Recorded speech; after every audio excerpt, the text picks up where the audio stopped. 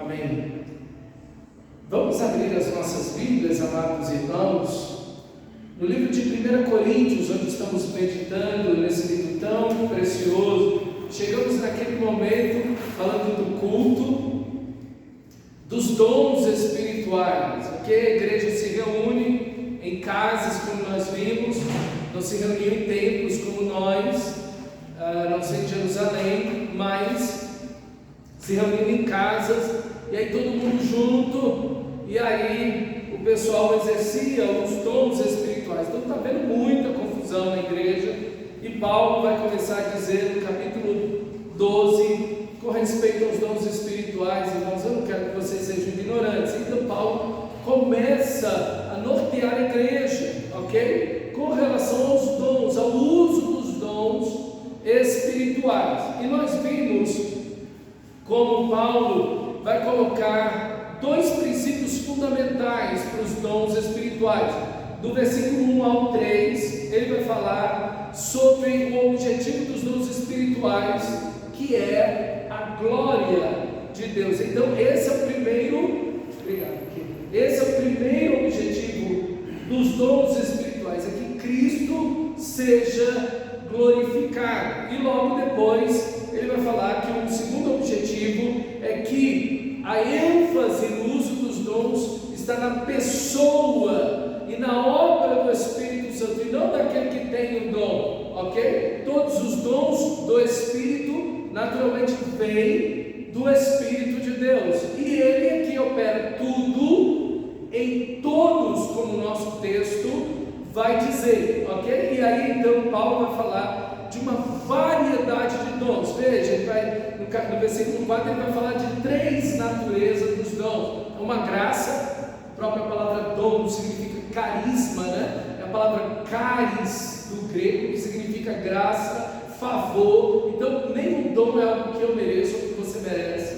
Se você tem um dom, não é mérito meu nem seu, ok? E no exercício do dom também não temos mérito algum, ok? A glória de Cristo, e quem tem que ser glorificado é Cristo, não nós, que estamos sendo usados pelo Senhor no exercício dos dons. A segunda ideia é que eles são serviços. Olha aí o versículo 5, há diferentes tipos de serviço. Dom é trabalho, ok? Dom é trabalho. Serviço aqui é a palavra grega diaconia. Então os dons são serviços. Os dons vamos fazer diáconos, garçons, servos, aqueles que vão estar servindo as mesas, perfeito? Então ninguém deve ter dons para não usar. Todos têm dons, como nós vimos no texto da semana passada. Todo cristão verdadeiro nascido de novo tem dons espirituais, e todo cristão verdadeiro deve ser um servo no reino de Deus. Então todos devem servir, todos devem servir. Dom é serviço, são capacidades especiais que o Espírito de Deus nos concede para servirmos ao Senhor, ponto. Para servirmos a igreja, para servirmos no seu reino. E aí no versículo 6 há diferentes tipos de atuação. Então essa palavra atuação quer dizer alguém frutífero, alguém que opera, alguém que realiza, alguém que faz, alguém que executa. É o oposto de estar parado, inerte, descansando, ok? A igreja, ela deve estar sempre em movimento, na direção da obra de Deus, da vontade de Deus, de realizar as tarefas do reino de Deus. Como disse Jesus, o meu Pai trabalha até agora. Se Jesus trabalha, se o Pai trabalha, como o corpo de Cristo vai ficar inerte, parado? Não tem como, ok? Então é serviço, é trabalho, é atuação, é ser frutífero. E aí no versículo 7 ele vai dizer: a cada um, porém, é dada a manifestação do Espírito. Está vendo? A manifestação do Espírito, ele concede a cada um visando um bem comum. Então o objetivo é que Cristo seja glorificado, uma igreja que ela está sob o poder do Espírito, e isso é visto visto claramente por todos, os cristãos e os não cristãos, mas o objetivo é que essa igreja se mova sob o poder do Espírito para a sua própria edificação, para o bem comum. Então, os dons, eles não estão ligados a uma mera autoedificação. Não, eu quero usar o dom de mim para mim mesmo. Não, o dom tem o objetivo de edificar a igreja, visando o bem comum, que você ajude o irmão a carregar a carga dele. Esse é o objetivo dos dons. Então, é trabalho de unidade, é trabalho de fazer para o bem do outro. Não é algo que alguém deve buscar de si para si mesmo, uma autossatisfação. Não, os dons devem ser para servir a Cristo, servir a igreja, servir os irmãos, trabalho, empenho, frutificar para a glória de Deus. E aí Paulo, então, no versículo 8, é onde nós estamos hoje, ele vai trazer uma lista de dons espirituais. Então hoje eu gostaria de meditar com você sobre a verdade sobre o dom de línguas e uma descrição dos outros dons espirituais. Então eu vou trabalhar essa temática com você, se me der tempo eu vou falar da unidade que conclui parte dessa ideia aí com a unidade. Olha o versículo 8. A um pelo Espírito é dada a palavra de sabedoria, a outro pelo mesmo Espírito a palavra de conhecimento, a outro pelo mesmo Espírito fé, a outro dons de curar pelo mesmo Espírito, a outro poderes para realizar milagres, a outro profecia, a outro discernimento de espíritos, a outro variedade de línguas, a outro ainda interpretação de línguas. Todas essas coisas, porém, são realizadas pelo mesmo e único Espírito, que realiza o mesmo e único Espírito. É Ele que está operando na igreja e através da igreja, e Ele as distribui a cada um como quer. A soberania dele, a ação é dele, Ele é o Senhor, ponto, ok? Então, quando essa igreja se reúne, há uma manifestação do Espírito dentro da igreja. Onde estiverem 2 ou 3 reunidos em meu nome, eu vou estar. Então, a presença de Cristo, o Espírito de Cristo vai agir na igreja. Então, os dons devem aparecer. E aí uma classificação aí dos dons, uma classificação bem clássica dos dons espirituais. Os dons de ensino e instrução. Começa a lista dizendo assim: palavra de sabedoria e palavra de conhecimento. Essa expressão palavra aqui, que aparece 2 vezes, palavra de sabedoria e palavra de conhecimento, essa expressão logos do grego, significa um discurso, uma pregação, um ensino. É alguém que faz uso da voz para ensinar, para admoestar, para aconselhar, ok? Então, essa é a primeira ideia aqui do texto. E ele vai falar de sabedoria, palavra de sabedoria. Olha lá no capítulo 2, versículo 13, rapidamente, do mesmo livro, tudo no mesmo livro. Enquanto você abre no capítulo 2, versículo 13, eu vou te dar uma regra toda vez que você for interpretar um texto bíblico. Toda vez que você tem, por exemplo, aqui aparece a palavra sabedoria. Apareceu, você tem que fazer uma pergunta para você mesmo. Apareceu outras vezes nesse mesmo livro que eu estou, a palavra sabedoria, que é isso que está na cabeça do autor. Então eu tenho que entender essa expressão que ele está falando aqui no capítulo 12, no mesmo conceito que ele está falando no capítulo 1, 2, 3, em todo o livro. Então eu tenho que entender o que ele está falando sobre sabedoria no livro inteiro, para que eu entenda o que ele quer dizer aqui, ok? Olha no capítulo 2, versículo 13, diz assim: sabedoria. Disto também falamos, não com palavras ensinadas pela sabedoria humana. Ele vai fazer uma distinção aqui. mas ensinada pelo Espírito. Então tem uma sabedoria ensinada pelo Espírito, conferindo coisas espirituais com espirituais. Olha o versículo, capítulo 1, versículo 24. Capítulo 1, versículo 24. Ele vai falar de novo de sabedoria. E ele vai definir o que é sabedoria no capítulo 1, versículo 24. Nós pregamos a Cristo. E que é Cristo? O poder de Deus e sabedoria de Deus. O que é sabedoria para Paulo? Cristo. Está vendo? Palavra de sabedoria é o quê? Vamos entender. É pregar, é anunciar a Cristo. Olha o capítulo 1, versículo 30. Capítulo 1, versículo 30. Mas vós sois dele, em Cristo Jesus, o qual se nos tornou da parte de Deus. Novamente ele vai repetir isso: sabedoria e justiça e santificação e redenção. Novamente ele afirma que a sabedoria é Cristo. Então, no contexto da carta, o dom de palavra de sabedoria é alguém que está anunciando, ensinando, pregando a Cristo por meio da sua palavra.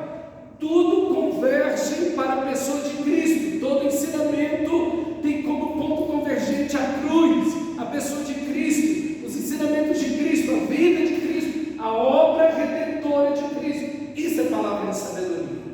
Não é a palavra de sabedoria do mundo. Ah, não, tem um fulano, tem um irmão que acabou de se converter, ele tem mestrado, ele tem doutorado numa área, ou ele é professor em uma outra área, aí, seja lá qual for, então vamos dar oportunidade para ele ensinar. Não. Psicólogo, o cara é especialista. Então vamos chamar ele para pregar. Não. Por quê? Porque ele vai falar da sabedoria humana ou da sabedoria divina. É isso que nós vamos perguntar. Sabedoria aqui, Paulo vai distinguir isso no capítulo 2. Há uma sabedoria humana e uma sabedoria divina. Quem é a sabedoria divina? Cristo. Então nós pregamos a Cristo, vai dizer Paulo. Eu decidi nada saber, a não ser Cristo crucificado. Tem algum problema um pastor ser psicólogo? Não. Mas deixa que ele pregue Cristo. E não psicologia, porque o Evangelho não é psicologia. O Evangelho não é sociologia. O Evangelho não é história. O Evangelho é Cristo. Então, ensinar palavra de sabedoria é quando você ensina Cristo. Você coloca todos os aspectos da vida à luz da pessoa de Cristo, da obra de Cristo. Isso é pegar, isso é palavra de sabedoria. Fui para o púlpito, ou fui dar um estudo, falei de um monte de coisa, não falei de Cristo, não trouxe todo mundo para Cristo, para a cruz de Cristo. Então faltou palavra de sabedoria nesse lugar. Ok, faltou palavra de sabedoria. Então, o que nós temos muito hoje é muito psicologia positiva nos púlpitos e pouco evangelho. Pouco evangelho. Infelizmente.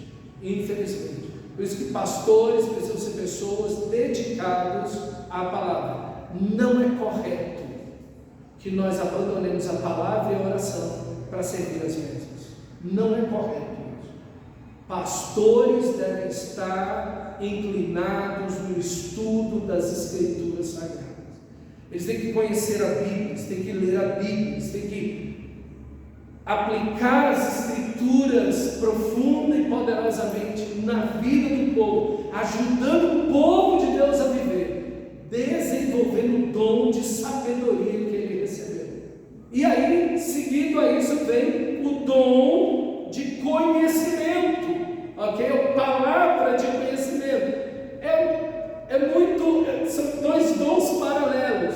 Eu não sei se você já teve no culto, você ficou com vergonha do pregador. Você falou, meu Deus, alguém contou. Talvez você trouxe um visitante, um parente seu na igreja. E aí, o parente ficou com raiva de você. Aí você, por que você está com raiva de mim depois da sessão do culto? É porque você contou minha vida todo dia com o pastor. Isso é palavra de conhecimento. É quando você está ouvindo a mensagem E Deus está usando o pregador, Deus está usando quem ensina para revelar o seu coração. Fala, meu Deus, é isso que eu estou fazendo. Meu Deus, aqui está o meu pecado. Eu fui descoberto. É o que Paulo vai dizer do dom de profecia, lá na frente, no capítulo 14. Quando vocês estão, e todos podem profetizar, Paulo vai dizer, todos podem trazer uma palavra bíblica. Aquele que é incrédulo vai estar no meio de vocês, ele vai ser revelado no seu coração. Ele vai dizer, Deus está no meio de vocês mesmo, porque era isso que eu estava sentindo, era isso que eu estava pensando, era isso que eu estava fazendo, e Deus mostrou isso aqui, por meio da palavra, na minha vida. Então Deus, Ele reconhece Deus no meio da igreja, quando o ensino atinge essa perspectiva de palavra do conhecimento. É interessante que no capítulo 12, volta lá para o capítulo 12 para mim, versículo 28, Paulo, capítulo 12, o capítulo que a gente está. Capítulo 12, versículo 28. Veja, Paulo vai trazer uma outra lista sobre os dons. Assim na igreja estabeleceu, versículo 28. Assim na igreja, Deus estabeleceu primeiro apóstolos, segundo profetas, terceiro mestres. Veja, por que primeiro apóstolos? Porque foram primeiros os escolhidos. Jesus foi lá e escolheu 12 apóstolos. Então os apóstolos vêm em primeiro lugar, ok? E aí você vai ver que a igreja persevera na doutrina dos apóstolos. Os apóstolos, aqueles 12 apóstolos, e o apóstolo Paulo, nascido tardiamente na fé, mas viu o nosso Senhor, eles trazem a doutrina. Nesse sentido não tem mais apóstolo, ok? Eles trouxeram o cânon bíblico, eles escreveram os livros do Novo Testamento. E quem não era apóstolo e escreveu, como Lucas, estava sob a mão e a orientação de um apóstolo, no caso Paulo. Então, meus irmãos, veja, na nossa lista, nessas listas que nós vamos ver na Bíblia, sempre veja, os 3 dons aqui são de ensino: apóstolo, depois profetas, aqui é o profeta, aqui é o que ensina as escrituras, nós vamos ver isso daqui a pouco, e terceiro, mestres, aqui pastor mestre, é o pastor que ensina, que pastoreia a igreja. E Efésios capítulo 4, versículo 11, não precisa abrir, só vou ler. Ele designou alguns para apóstolos, outros para profetas, outros para evangelistas, outros para pastor mestre, a fim de preparar os santos para a obra do ministério, para que o corpo de Cristo seja edificado. Então, nessas listas bíblicas, os dons de ensino sempre estão na frente, porque a palavra de Deus está acima de tudo, porque é a palavra de Deus. Então, os dons que sempre vêm em maior importância, em primeiro lugar, são os dons que têm a responsabilidade de trazer o ensino das Escrituras. O apóstolo, o profeta, o evangelista, no caso, que vai anunciar para aquele que não é crente o evangelho, o pastor mestre, que vai ensinar as Escrituras. Então, por quê? Porque a palavra de Deus está acima de tudo. A palavra de Deus é que norteia a igreja. Esses dons estão e esses ministérios estão na frente, acima de todos, porque são eles que vão esclarecer a igreja em relação à doutrina que o próprio Deus deixou. Por isso que você tem essa carta aqui na sua mão, que é a carta escrita pelo apóstolo Paulo, ok? Então, os dons de ensino, eles sempre estão na frente de todos os outros dons. Não porque quem exerce os dons de ensino são melhor que alguém. Não, é porque a palavra de Deus é que norteia tudo na vida cristã. E tudo que está fora da palavra de Deus está contrário ao próprio Deus. Só por isso, ok? É porque a palavra de Deus está em primeiro lugar. Perfeito? Até aqui alguma dúvida, alguma pergunta, algum acréscimo? A palavra de ciência aqui na minha tradução é a mesma, né? A sua deve trazer palavra de sabedoria e palavra de ciência. Ciência é o conhecimento, é a mesma coisa. Uma igreja que só tem revelação, é certo essa igreja? Não. As pessoas só ficam revelando. Tem uma colega minha que ela está numa igreja que só tem revelação. O povo está lá só para receber revelação. Isso é um erro. Isso é um erro completo. Por quê? Porque a revelação já foi dada, a palavra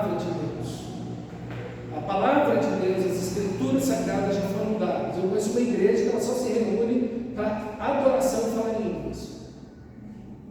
O pastor contou para mim, não, lá a gente reúne só para isso. A gente só fala, só adora, canta cânticos, ora e fala em línguas. É falar em línguas o máximo possível. Entendeu? Então assim, isso são extremos. É o que está acontecendo com a igreja de Corinto. A igreja precisa da palavra de Deus. Porque uma revelação que venha na igreja, uma palavra de conhecimento, de ciência que vem, ela precisa ser filtrada nas Escrituras. Ela precisa ser julgada para ver se aquilo é bíblico, se aquilo é correto, se está coerente com o caráter santo de Deus, se está coerente com a doutrina dos apóstolos. Ok? Então a Bíblia no culto, o ensino das Escrituras, a pregação bíblica, ela tem que ter um ponto máximo no culto, porque é a palavra de Deus. E os cânticos que nós cantamos, eles devem ser bíblicos, eles devem estar coerentes, alinhavados com as doutrinas, com a palavra de Deus. Não pode cantar um cântico antibíblico. Por isso que as pessoas que estão no louvor precisam filtrar mesmo. Não, calma aí, deixa eu ver a letra. Calma aí, essa letra aqui é bíblica ou não é? Porque esse cara está dizendo que essa música é bíblica ou não é? Porque a palavra de Deus também está sendo anunciada enquanto cantamos. Então a importância da palavra de Deus é máxima. Nada está acima da palavra de Deus. Ninguém está acima da palavra de Deus. Nada e ninguém está acima da palavra de Deus. Por isso que a palavra de Deus ela tem prioridade máxima. Ela é a única regra de fé e prática e conduta do cristão. Por isso que numa igreja onde só tem revelação vai ser um monte de bobagem, de besteira, porque não tem Bíblia, não tem Escritura Sagrada, não tem ensino das Escrituras, ok? É mais um tipo de horóscopo que o pessoal quer, entendeu? Eu quero saber o futuro, eu quero saber se eu faço ou não faço tal coisa. Então as pessoas vão muito por essas situações, são extremos, isso é um erro grosseiro, ok? Isso só dá bobagem. Nunca vão num culto desse. Nunca vai num culto desse, ok? Nunca vai num culto desse. E eu digo que eu já fui quando eu era novo convertido, e o que eu recebi de profetada, e estava lá o novo convertido, adolescente, sedento por Deus, vem lá, irmã Maria. Então, sedento por Deus, e lá recebendo profetada de todo lado, o povo botando a mão na minha cabeça, falava não sei o que lá, eu não entendia nada. Entendeu o mistério, irmão? Realmente é um mistério que eu não entendi nada.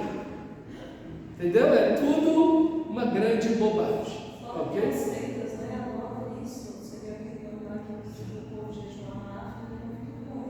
Sim, sim. Crianças, mais de 300 pessoas morreram por causa dessa questão de revelação, numa seita lá na África que teve no ano passado, que o pessoal ficou nessa questão de revelação, e aí você tem um grande. Teve uma mulher de uma igreja de Cristo, da primeira igreja de Cristo de Goiânia, ok? Ela se dizia profeta lá, e ela mandou tirar o telhado todinho da igreja, que Jesus ia voltar. E para a gente não bater a cabeça no telhado na hora que os anjos fossem buscar, então tiraram o telhado todinho da igreja. Tiraram o telhado todinho da igreja. Então, esse pessoal, aí eu tive uma revelação, entendeu? Cuidado. Aí, Jesus vai voltar tal dia de tal ano. Ih, irmão, corre, ok? Corre. Não, estou sentindo aqui que. Difícil. O Consuelo falou que vai de 5 a 10 anos. Aí, olha o gol. Olha lá. O segundo bloco de dons aí são os dons de poder sobrenatural: dom de fé, de curas, milagres e diferenciação entre espíritos. O dom de fé é uma capacidade do Espírito para realizar grandes coisas para os planos de Deus, a fim de que o seu reino cresça poderosamente, ok? Então, nós estamos lá na lista dos dons, capítulo 12, versículo 9, a outros fé, pelo mesmo Espírito, a outros dons de curar. Então, nós estamos no segundo ponto aí, que são esses dons de poder. Então, esse dom de fé é uma fé que a pessoa recebe de Deus. Ela não tem que ser, eu sou uma grande pessoa de fé. Não sei se você já viu alguma pessoa falando assim, né? Eu sou uma grande, eu tenho muita fé. Irmão, lembra, se você tem alguma coisa, foi Deus que te deu. Você não tem uma grande fé por você mesmo.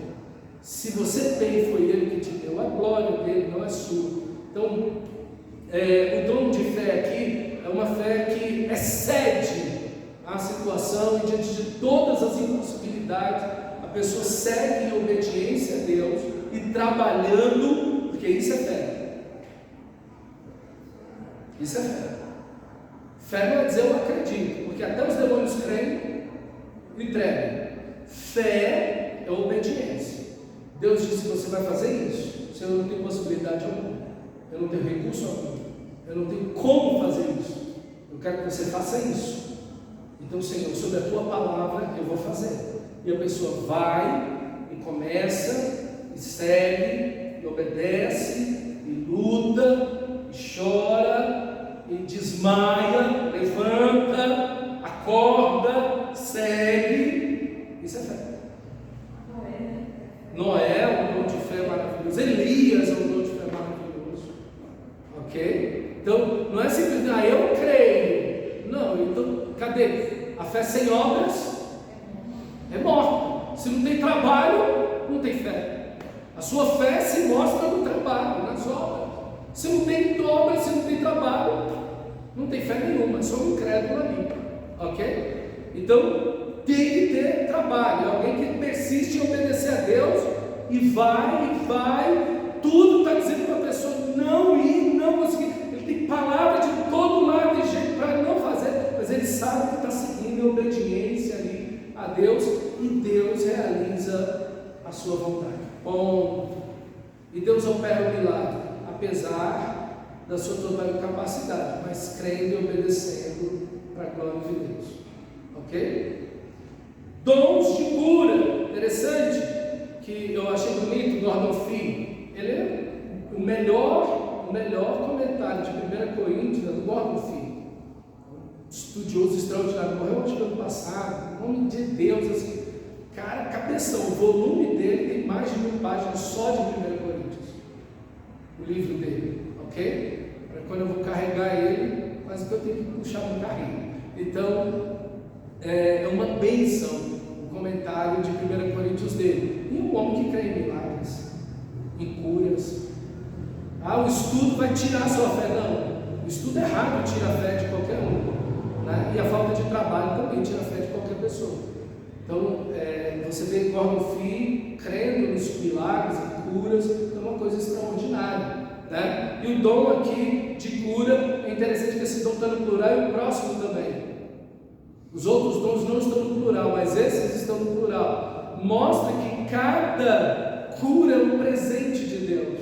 Cada cura é um carisma, é um dom, é um milagre de Deus na vida daquela pessoa. Então, Deus cura, Deus opera curas. E cura em quê? Em qualquer área. Não tem esse negócio, Deus cura mesmo. Ok? E a gente precisa orar para que Deus cure, para que Deus manifeste o seu poder de cura, de libertação no meio da igreja. E logo em seguida vem os dons de milagres, que abrangem todos esses poderes sobrenaturais. Expulsão de demônio, a comida faltou e multiplicou, o azeite da viúva e a farinha durou anos e só tinha aquele pouquinho, né? A viúva vem lá com o seu filho, pega as panelas tudo dos vizinhos e enche, porque assim o azeite não vai acabar, né? Então, assim, são milagres, ok, que vão acontecer. Fogem da capacidade humana, ok? Mas são milagres realizados por Deus. Deus me usou, eu orei, fulano de tal foi curado. Não, irmão.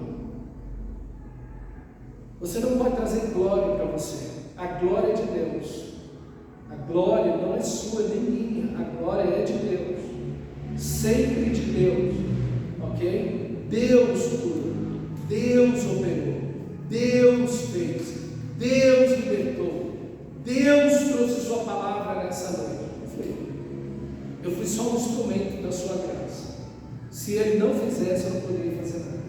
Então essa consciência a gente precisa ter muito na nossa vida, porque esses dons de poder sobrenatural, como o dom da fé, o dom de curas, o dom de milagres, discernimentos de espírito, esses dons que aparecem, geralmente a tendência de quem realiza, de quem é um instrumento de Deus na realização, a tendência dessa pessoa é se vangloriar. Então a gente tem que ter muito cuidado com isso, ok? Então esses dons de milagres estão aí. E depois, discernimento de espírito, que é a capacidade de você discernir a pessoa, de você discernir o ensino, se ele está certo ou errado, ok? Então é a capacidade de você ver por trás daquilo que os olhos naturais conseguem ver.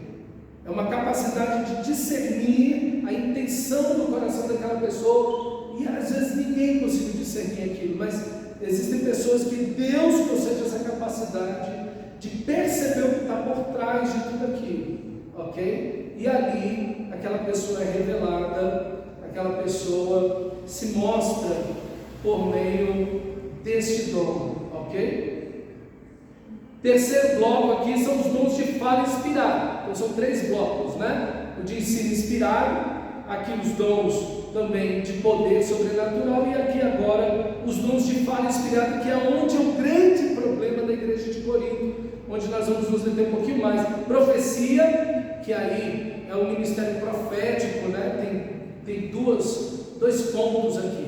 Existe o ministério profético, que era do Antigo Testamento e do Novo Testamento, onde havia os profetas, ok? Homens de Deus que anunciavam a palavra de Deus. O profeta tem que anunciar a palavra de Deus. Diferentemente do que se pensa, o profeta não diz necessariamente o futuro.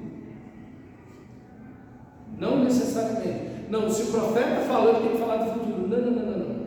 Essa é uma ideia bem pagã.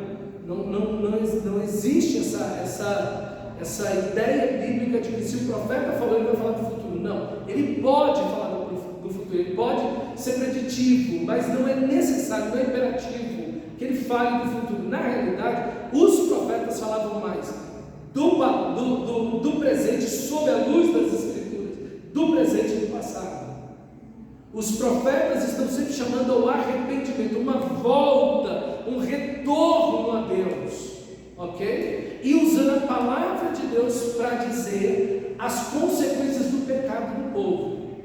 Isso os profetas fazem muito no Antigo Testamento. E sim, tem revelação do que vai acontecer, sempre apontando para o Messias, para o juízo, ok? E para aquilo que Deus ia trazer contra a nação de Israel se eles não se arrependessem. Por isso que em Isaías 8, versículo 19 a 21, vai dizer assim: a favor dos vivos consultarão os mortos, à lei e ao testemunho. Se não falarem desta maneira, à lei e ao testemunho, jamais verão o amanhecer. Vão morrer, ok? Passarão pela terra duramente, oprimidos e famintos. Então os profetas, eles chamam o povo para a palavra de Deus. Um profeta é um profundo conhecedor das Escrituras Sagradas. Se você tem alguém que se diz um profeta e ele não tem conhecimento bíblico, está errado. Porque a função do profeta é chamar o povo de Deus para a palavra de Deus. Ele prega a palavra de Deus, ele ensina a palavra de Deus, ele chama o povo para a palavra, à lei e ao testemunho. Se não falar, é a aliança, né? A palavra de Deus, se não falar assim, está errado. Parece que tem a figura do vidente aí, né? Sim, a vidência, que aí Samuel é chamado de o vidente, né? O vidente, Samuel é um profeta, é um sacerdote, ele é um profeta, profundo conhecedor das Escrituras. E aí, Deus podia mostrar para o profeta o que viria, o que aconteceria, como no caso de Jeremias, de Isaías, de Ezequiel, de Daniel, ok? Do próprio Senhor Jesus, que exerce também o ministério profético, Paulo, ok? Então há um exercício do ministério profético, João, de mostrar aquilo que vai acontecer. Tem esse mas não é o principal. É isso que vocês precisam entender. O profeta não necessariamente tem que falar de futuro. Na realidade, o profeta, ele volta o povo de Deus para a palavra de Deus, falando do presente, lembrando para eles do passado, da queda deles, e trazendo, obviamente, o povo de Deus para o arrependimento, e lembrando que se eles não se arrependerem, os problemas virão, o castigo de Deus vai vir. Então, os profetas, eles atuavam assim. Profecia é um dom. Os profetas são ministérios. Assim como o ministério é um pastor. Deus estabeleceu apóstolos, profetas, evangelistas, pastores, mestres. Ok? É um ministério. Havia na igreja de Antioquia profetas e mestres. Paulo está lá, Barnabé está lá. Ok? Então, os profetas são ministérios. Profecia, todo mundo pode fazer. Porque todo mundo pode abrir a Bíblia e trazer uma palavra de Deus para alguém. Isso é uma profecia. Essa profecia que o Paulo está falando aí, está falando daquela coisa futurista ou é? Não necessariamente. Ok? Profecia, lembra, profecia não significa predição ou vidência, ver o futuro, não. Ok? O profeta é alguém que prega a palavra de Deus, sempre. Se Deus quiser falar alguma coisa do futuro, ele vai falar. Se não, ele é profeta do mesmo jeito. Ele trouxe a palavra de Deus para aquele momento. Ok? Que é, voltem-se a Deus, tenham ânimo, Deus está com vocês. Ok? Deus vai nos conduzir em triunfo nessa situação. Olha, cuidado com essa atitude, cuidado com esse comportamento. Então, o profeta é alguém que chama o povo de Deus para Deus. Ele não necessariamente tem que dizer o futuro. Essa ideia de dizer o futuro é uma ideia pagã. É uma ideia pagã, do oráculo, onde o povo ia consultar um oráculo, um profeta, uma palavra, um vidente. Ok? Deus, a Ele pertence todo o conhecimento. Para Deus, a criação e a consumação estão diante dele. Ele é o Pai da eternidade. Então Ele sabe de tudo e de todos. E Ele pode trazer isso à tona. Ok? Mas a gente ouve muito o pastor falar assim, o ministério é tal. O ministério é de cura. O que quer dizer isso? Ele está errado. Eu não entendo muito bem. Não existe ministério. Sim, não existe ministério de cura. Cura não é ministério, cura é um dom. Isso não é ministério. Não. Isso é um erro. Ministério de louvor, ministério de dança, nada disso é correto. Entendeu? Não é ministério. Ministério é o quê? Apóstolo, profeta, evangelista, pastor, mestre. São esses 4 ministérios bíblicos. Ok? Então, a pessoa pode cantar na igreja, a pessoa pode servir na igreja como diácono, que também é um ministério, presbíteros, que são pastores, são palavras sinônimas para pastores no Novo Testamento, ok? Então são ministérios que são usados para a edificação da igreja. Agora, as pessoas podem ter dom, ok? A pessoa pode ter um dom. Deus me usa num dom de cura. Sim, tudo bem, é um dom de cura, mas não é um ministério, ok? Não é um ministério, é um dom. E o erro aqui é quando as pessoas, o que muito acontece com um irmão, uma bênção da igreja, um servo de Deus, um filho de Deus, está lá tentando de cura, enfim, pega esse cara e faz dele pastor. Mas ele não tem ministério de pastor, ele não foi chamado para ser pastor. Isso é um erro. Isso é um erro. Ok? Está fazendo a coisa errada. Porque um bom irmão em Cristo, um irmão sério em Cristo, está fazendo a coisa séria. Mas isso não quer dizer que ele tem que ser pastor. O erro de hoje é qualquer irmão da igreja que trabalhe, que faça alguma coisa a mais, você já tinha que ser pastor. Parece que é uma coisa militar. Não, você já está aqui há muito tempo, então você já tem que ser pastor. uma questão de idade, de tempo de igreja, ou se é uma pessoa ativa na igreja. E isso não tem nada a ver com o ministério pastoral. Entendeu? Isso não tem nada a ver com o ministério pastoral. O ministério pastoral é muito específico. Ok? Não é uma coisa assim, eu já tenho tanto tempo de crente, ou eu sei falar lá na frente, ou eu sou uma pessoa ativa na igreja, então você já tinha que ser pastor. Não necessariamente. Às vezes você não tem dons, mas não quer dizer que ela tem um ministério pastoral. Entendeu? Então a gente vê muito equívoco nessa área. E aí vem os escândalos. Fala um pouquinho mais alto, meu amor. Outro dia que aconteceu uma coisa que eu fiquei assim meio impressionada. A irmã Maria Barbosa, ela estava sentada ali, eu atrás dela, e eu fiquei observando a irmã Maria, estava com as pernas dela estavam grossas e feias, estava dando nó, não sei se você já observaram. Sim. Ela tem um problema de varizes.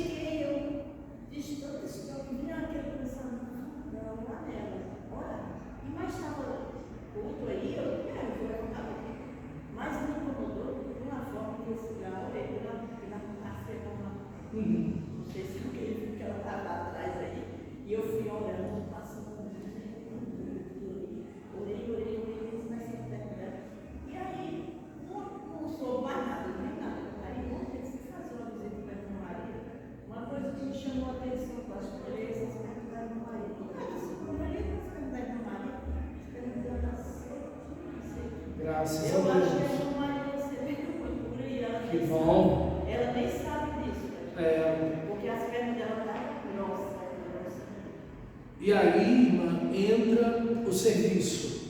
Aí entra o dom em exercício. A pessoa tem um dom, então exerce o dom. Ore pelas pessoas, chame as pessoas para Cristo, pregue o Evangelho. Entende? O dom, ele tem que ter um serviço. Se tem o dom, mas não tem o serviço, ele não funciona. O dom funciona através da atitude, do frutificar, do ir, do fazer. E a atitude está certíssima, irmã. É isso mesmo. Tem um dom, vamos agir, vamos trabalhar, vamos fazer. Ok? Porque isso edifica a igreja. Isso abençoa a igreja. E acima de tudo, dá a Deus a glória. E é isso que a gente precisa fazer. Então, irmão, e isso é tão importante, que o exercício dos dons aconteçam na igreja.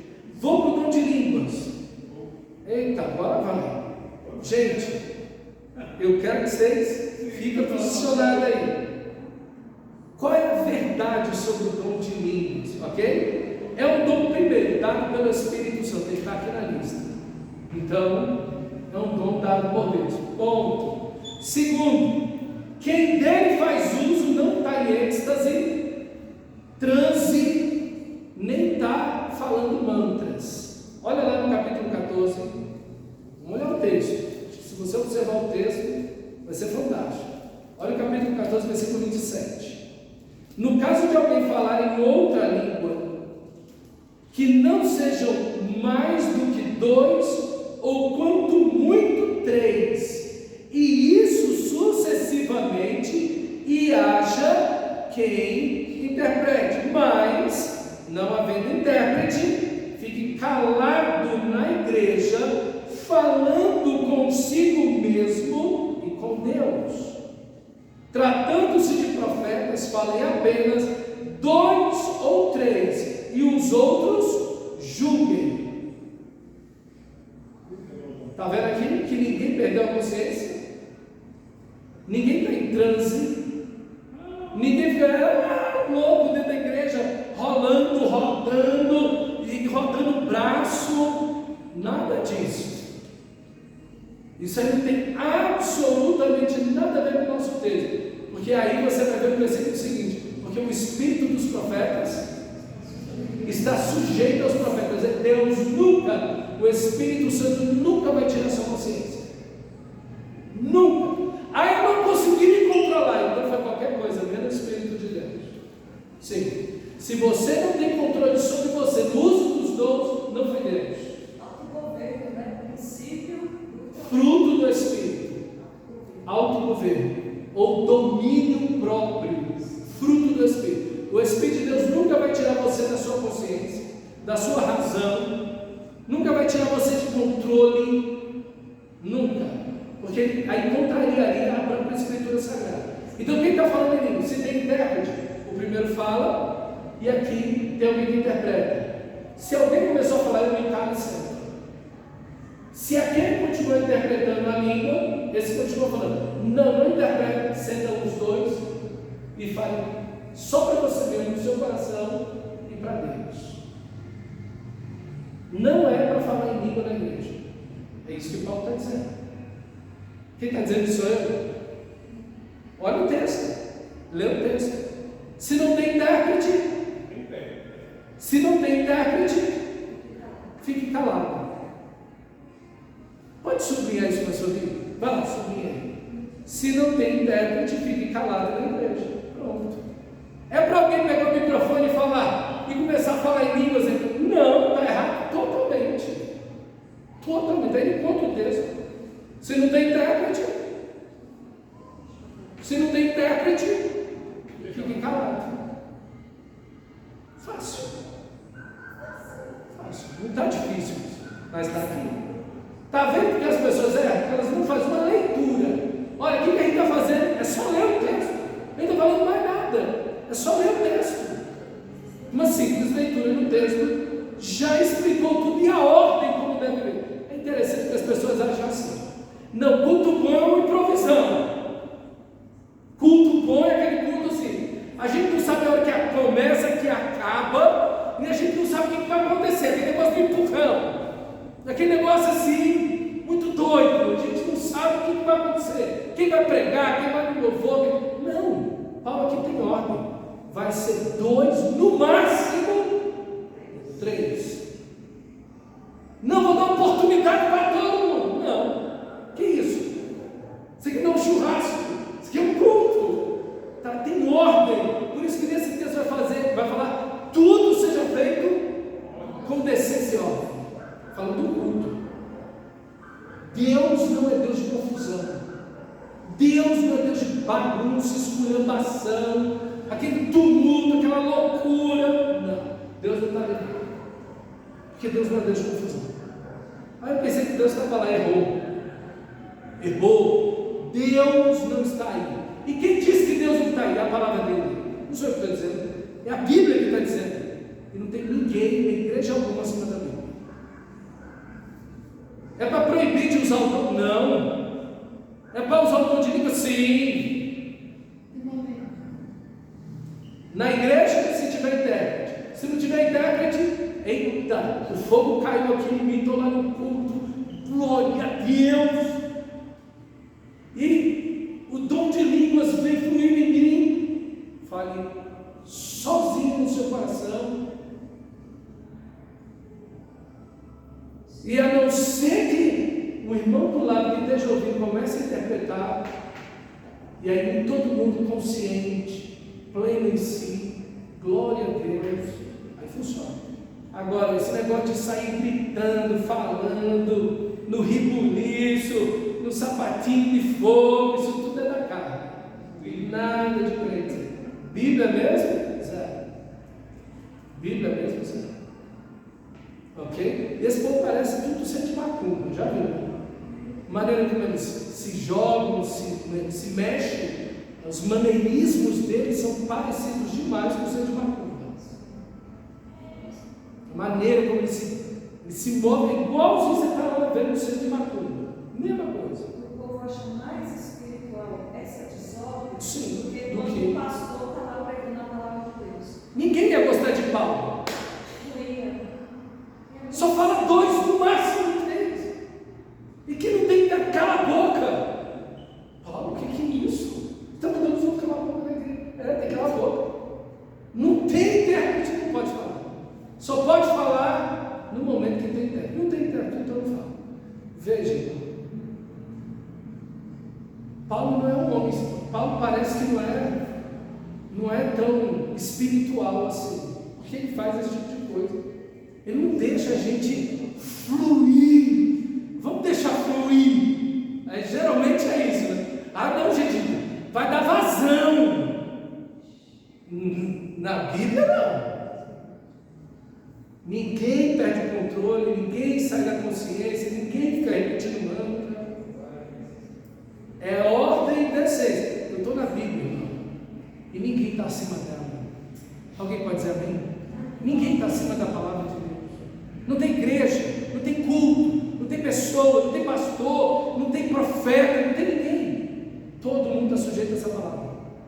E quem dela se desviar está contrário ao Espírito de Deus. Essa palavra é inspirada por Deus. Não é minha palavra. Fique chateado comigo. É a palavra de Deus. Eu só estou lendo o texto. Perfeito? Siga o meu texto. Pastor, na década de 90, aí, aquele movimento maluco, aquele bem-vindo, tudo mentira, tudo. Gente, mas que não tem perder. Irmão, se eu entrar nesse viés, eu não saio daqui hoje. A questão do Benihim, da pregação dele, da mensagem dele, eu só vou citar para você que o próprio Benihim fez. Ele pregava a teologia da prosperidade, havia curas e milagres nos cultos. Benihim, é da década de 90, década de 80. Então, tinha muita cura, muito milagre, e o povo caía, aquela coisa toda, enfim, tá. O próprio Benihim, agora, poucos anos atrás, veio a público, já bem velhinho, ele deve estar quase na casa dos 80 anos. Ele veio a público e disse: olha, o que eu ensinei está errado. Eu ensinei muita coisa errada. Esse evangelho da prosperidade é errado. Essa super fé, eu dou e Deus me dá tanto, esse negócio tudo está errado. Tudo está errado. Ele falou isso. O neto dele queria substituí-lo, não fez isso e se tornou um reformado na fé. Tornou bíblico na fé. E vendo a Bíblia, vendo as atitudes do seu avô, disse: não posso fazer parte disso. Um ministério grande do Benihim, milhares de pessoas, internacional. Então o neto dele foi um instrumento de Deus para chamar ele, mas o estrago foi feito. Ele, crente rei, é aquele pessoal da palavra da vida. Sabe aquele pessoal da palavra da vida? Que tem aquele seminário da palavra da vida? Tem até um aqui em Tabatinga. É aquilo lá. Do crente rei, Billy Graham, ou do Billy, perdão. Do crente rei, do Benihim, enfim. Esse pessoal aí da super fé, desse evangelho da prosperidade. Ok? Esse pessoal, esse seminário aí é bem voltado para isso aí, esse pessoal da palavra da vida, coisas assim. Entendeu? Pegava uma leitura, pegava assim, caía todo mundo. Então assim, complicado, ok? Ele deve ser compreensível, dom de línguas, deve ser compreensível para quem fala e nos ouvintes, capítulo 14, foi comigo. No texto, né? No que eu estou dizendo, no texto. 14. Porque se eu oro em outra língua, meu espírito de fato ora, mas a minha mente fica infrutífera, claro. Eu estou falando num outro idioma, estou falando numa outra língua, num outro idioma. Então eu não entendo o que eu estou falando. Então minha mente não sabe o que eu estou falando. Meu espírito, ele ora de fato porque a presença de Deus, a manifestação do poder de Deus está ali. Mas a minha mente fica infrutífera. O que farei, pois? Orarei com o Espírito. Ele não proíbe falar em línguas, orar em línguas. Mas também orarei com a mente. Não posso orar em línguas. É aquele pessoal que acha que só pode orar em línguas. Cantarei no Espírito, mas também cantarei na mente. E se tu bendisseres apenas em Espírito, falando em línguas, como dirá o indouto, aquele que não entende o que você está falando, o amém? É assim seja, amém. Não entendeu nada. Você não entende o que está falando e ele não entende o que está falando. Ninguém entendeu nada. Você recebe o dom, é edificado, porque a presença de Deus se manifesta enquanto você fala por isso. Por isso que você só pode falar se tiver intérprete, se não tiver intérprete, você fica calado, ok? É uma edificação para você mesmo. Mas o indouto, aquele irmão, os irmãos, ou o incrédulo que está ali, eles estão ouvindo, mas não estão entendendo nada, ok? Não faz o mínimo sentido. Então ninguém pode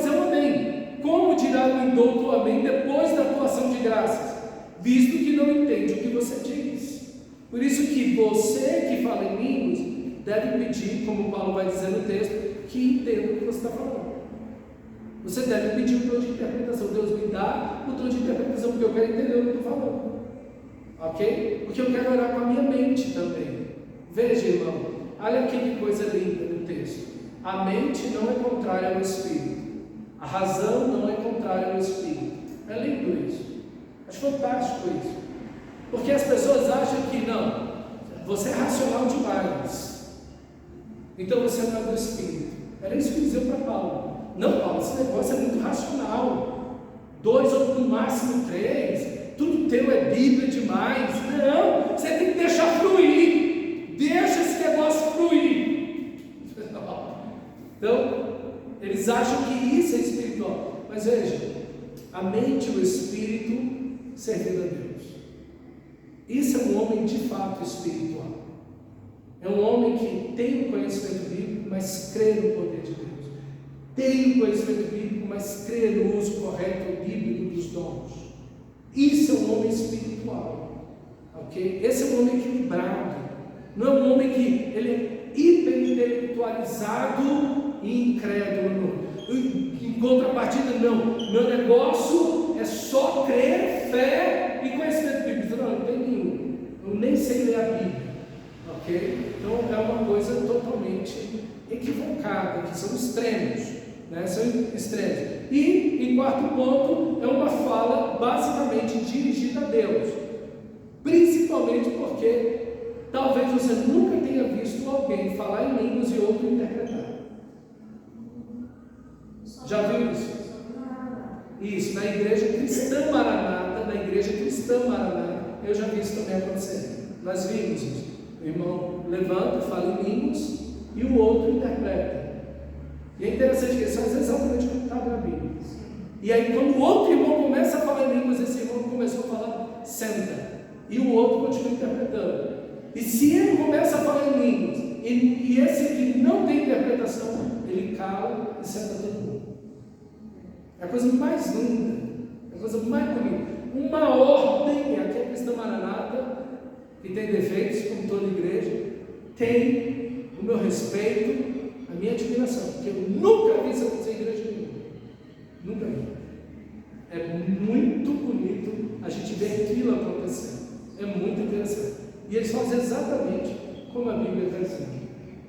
Ok? Exatamente como a Bíblia está dizendo. Eu fiz parte dessa igreja quando eu era iniciando a minha adolescência. Meu pai foi para essa igreja e aí eu acompanhei, obviamente, e eu vi isso acontecendo.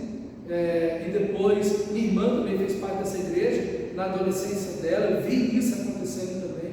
É algo muito bonito, é muito bonito mesmo, ok? Então, o dom é basicamente dirigido a Deus, fala-se para Deus. Mas aqui, pulando aqui para um ponto interessante do nosso texto, já chegou na hora de terminar, né? Mas como Paulo entende o dom de línguas?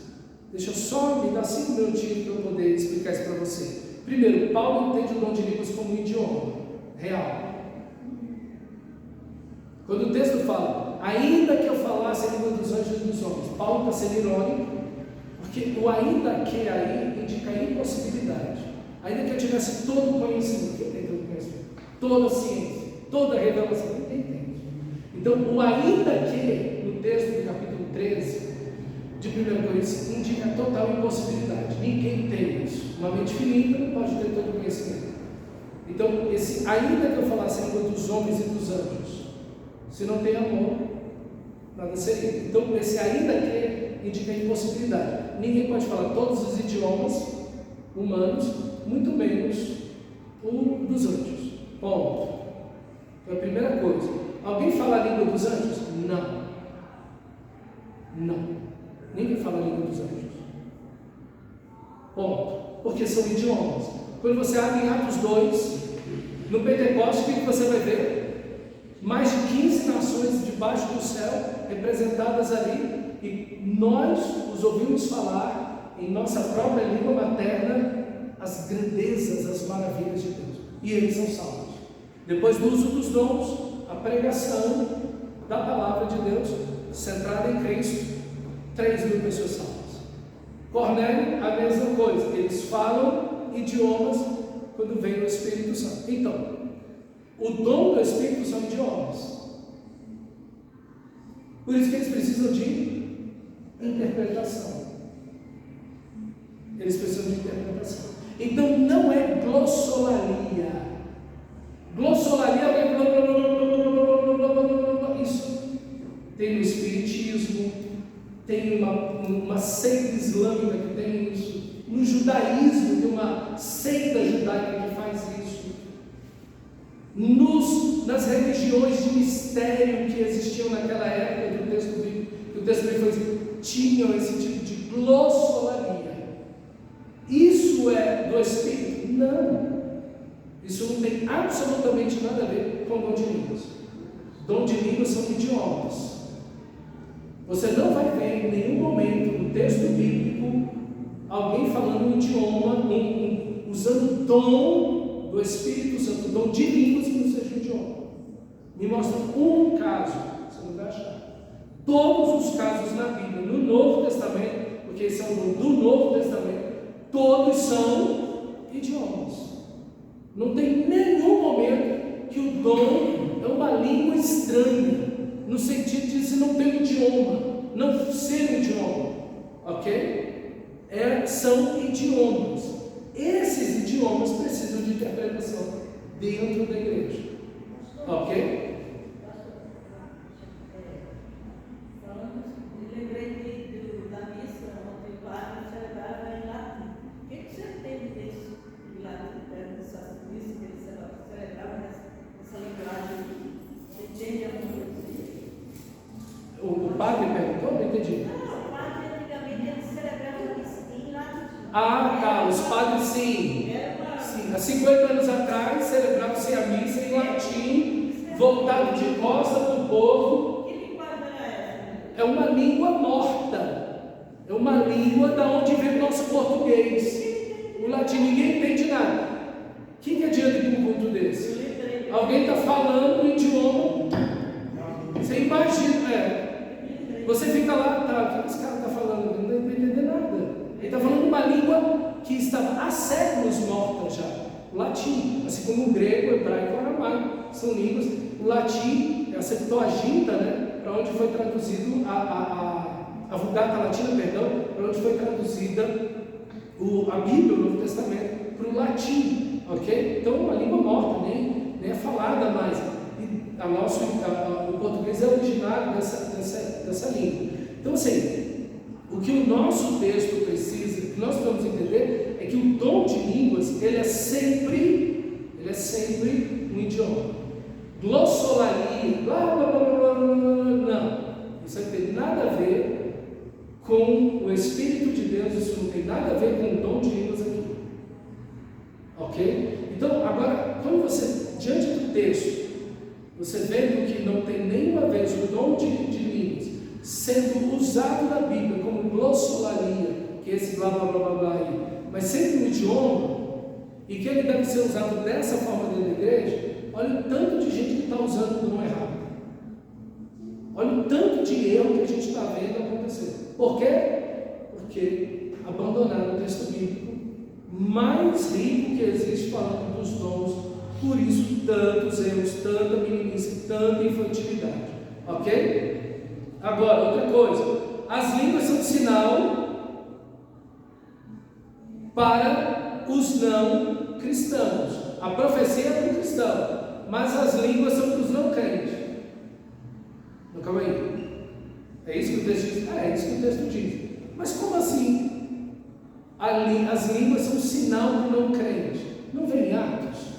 Quando o Espírito de Deus vem, eles falam em línguas, o que eles estão falando?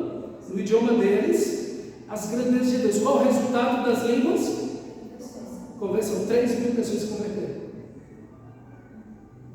O dom de línguas é para quem? É para o não crente. Isso é para falar o idioma, para pregar o evangelho no idioma que você não tem capacidade de pregar. Então esse é o uso mais assertivo, correto no Novo Testamento sobre o Pentecostes. Os discípulos de Jesus falavam outros idiomas? Não, falavam aqueles idiomas que tinham ali. Talvez um grego, um latim por causa dos romanos, alguma coisa muito básica ali. E o hebraico, não o aramaico, na realidade. Nem o hebraico, eles falavam que o hebraico era uma língua dos estudiosos. Mas, e os outros idiomas? Quando o Espírito de Deus vem e eles falam naquelas línguas, aquelas pessoas ouvem, entendem o que eles estão falando e se entregam a Cristo. Veja, o dom de línguas tem um propósito. Qual é o propósito? Está claro. A missão da igreja é pregar o Evangelho a outras nações. Esse é o propósito central do dom de línguas. A gente vê esse uso hoje em dia na igreja. A gente vê bagunça. A gente vê glossolalia. O pessoal dentro da igreja gritando, dando ocasião à carne e achando que tudo aquilo é do Espírito. Nada de Deus nisso. Ok? Falando biblicamente, o dom de línguas é isso. Ok? O dom de línguas é isso. Então, meus irmãos, o dom de língua ele glorifica a Deus, ele é missional, ele leva a igreja à missão, ele leva a igreja a anunciar o Evangelho, ele impulsiona a igreja nessa direção, ok? Por isso que é o primeiro dom dado por Deus à igreja, e você vai ver essa repetição em Atos 10, em Cornélio, você vai ver essa repetição, Paulo em Éfeso com aqueles 12 discípulos, eles também falam em línguas e profetizam, ok? Então, veja, o dom ele está indicando a missão da igreja. Deus me deu o dom de línguas. Então, meu irmão, entenda. Deus quer que você anuncie o Evangelho. Fale em línguas. Para você mesmo. Edifique a si mesmo. Procure o dom de interpretação de línguas. Ok? Para que você possa entender o que você diz. Para você entender o que Deus está dando a você. Ok? Porque sempre tem que passar pela razão para edificar. Se não passa pela razão, não edifica, ok? Mas lembre-se que a missão da igreja deve ser um dos grandes pontos, alvo de todos os dons. Todos os dons, inclusive de línguas, devem glorificar a Deus, levar a igreja a cumprir a missão de pregar o Evangelho a toda criatura e edificar os irmãos em Cristo. Os dons sempre têm que fazer essas três coisas: glorificar a Deus, levar a igreja a pregar o Evangelho e edificar a própria igreja, fazer a igreja crescer e amadurecer. Se os dons não são usados para isso, estão sendo usados da maneira errada, ou não são dons do Espírito. São pessoas que estão dando vazão às suas emoções, à sua carnalidade, e sem dúvida o diabo vai se aproveitar disso. Porque desses ambientes é que nasceram os mormons, os testemunhos de Jeová e um monte de seitas que nós temos por aí. Dessas revelações, desse tipo de coisa. Então, cuidado com isso. Cuidado com esse tipo de ambiente. Paulo vai citar aqui, né, Isaías 28:11, né, ele vai falar, eu vou chegar a isso um pouco mais lá na frente, quando eu estiver no capítulo 14, não está falando disso, mas resumindo, a questão das línguas é isso. As línguas, dom de línguas são idiomas que são dados pelo Espírito aos servos dele, aos cristãos, para a própria edificação, para glorificar a Deus, no objetivo em que esse cristão peça a Deus a interpretação para edificar a igreja e lembrando a esse cristão que é uma missão a cumprir, pregar o Evangelho a toda criatura. É nessa direção que todos os dons devem ir, ok? Que todos os dons devem se mover. Amém? Vamos orar? Feche seus olhos e ore a Deus, como Paulo disse, buscai com zelo os melhores dons.